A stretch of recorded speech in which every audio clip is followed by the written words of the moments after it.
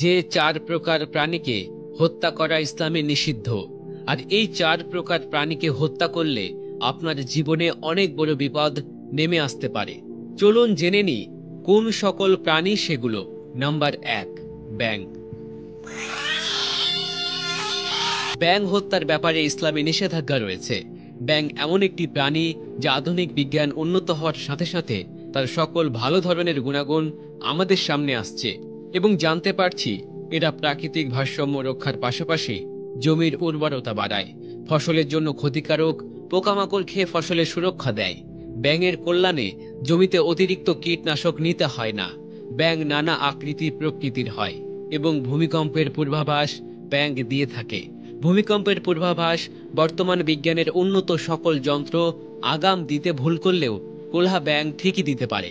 তাছাড়া আমরা রাতের বেলায় আমাদের পথে ব্যাঙ দেখলে আমরা লাথি মারি, যা একদমই উচিত নয়, কারণ ব্যাঙ ঠিক ওই সকল স্থানে দাঁড়িয়ে থাকে যেখানে থেকে সাপেরা চলাচল করে এবং তারা মানুষের নিরাপত্তার জন্য নিজেদের জীবন সাপের সামনে বিলিয়ে দেয়। শুধু তাই নয়, যখন নমরুদ ইব্রাহিম আলাইহিসসালামকে অগ্নিপিণ্ডে নিক্ষেপ করেন তখন সে আগুন নেভাতে ব্যাঙ আগুনের ওপর প্রস্রাব করে। হ্যাঁ, এটা ঠিক যে ব্যাঙের প্রস্রাবে এত বড় অগ্নিকাণ্ড দমে যায়নি বা নিভেও যায়নি। তখন হযরত জিবরাইল আলাইহিসসালাম ব্যাঙকে প্রশ্ন করেছিল, তুমি কেন এই কাজটি করেছিলে? তখন ব্যাঙ উত্তরে বলে, আমি একটি ক্ষুদ্র প্রাণী, হয়তোবা এই চিতার আগুন আমি নেভাতে পারবো না, এটা আমি ভালো করেই জানি, কিন্তু আমি আল্লাহ রাব্বুল আলামিনকে দেখাতে চাই যে আমি নমরুদের পক্ষে নই, ইব্রাহিম আলাইহিসসালামের পক্ষে। আল্লাহু আকবার। ঠিক এজন্যই পৃথিবীর একমাত্র প্রাণী ব্যাঙের প্রস্রাবকে পাক বলে ঘোষণা দেয়া হয়েছে। নাম্বার 2, পিঁপড়া। পিঁপড়াকে কেন মারা যাবে না? এর কারণ হলো পিঁপড়াও আল্লাহর তসবিহ পাঠ করে, আল্লাহর কাছে ক্ষমা প্রার্থনা করে।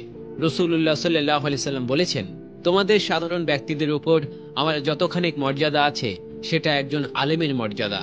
একজন আলেমের উপর অর্থাৎ ইবাদতকারীর উপর তার রাসূল সাল্লাল্লাহু আলাইহি সাল্লাম বলছেন, নিশ্চয় আল্লাহ তার ফেরেশতারা এবং আসমান জমিনের অধিবাসীরা এমনকি গর্তের পিঁপড়া ও পানির মাছ পর্যন্ত সেই ব্যক্তির জন্য দোয়া করে যে মানুষকে হেদায়েতের জ্ঞান শিক্ষা দেয়। সুবহানাল্লাহ। তাই পিঁপড়াকে হত্যা করা উচিত নয়, তবে তারা যদি আমাদের ক্ষতি করে থাকে তবে তাদের তাড়ানোর জন্য ব্যবস্থা গ্রহণ করা যেতে পারে। 3 নম্বর হচ্ছে মৌমাছি। মৌমাছি মহান আল্লাহ তাআলার অপূর্ব সৃষ্টি, যাকে আরবিতে বলা হয় নাহল। পবিত্র কুরআনে নাহল নামে একটি সূরা অবতীর্ণ আছে। মৌমাছি আমাদের জন্য উৎকৃষ্ট মধু আহরণ করে। প্রিয় নবী সাল্লাল্লাহু আলাইহি সাল্লাম মধু খেতে খুবই ভালোবাসতেন।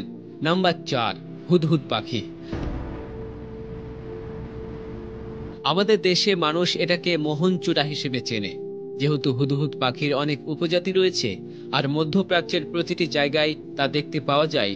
মিশর ও ইউরোপের কোনো কোনো জায়গায় দেখতে পাওয়া যায় এই পাখি। আমাদের পার্শ্ববর্তী দেশ ভারতেও এই পাখির বিচরণ রয়েছে। পাখির শরীর বাদামি সাদা কালো দাগ রয়েছে, মাথায় আছে রাজ মুকুটের মতো সুন্দর একটি জুটি।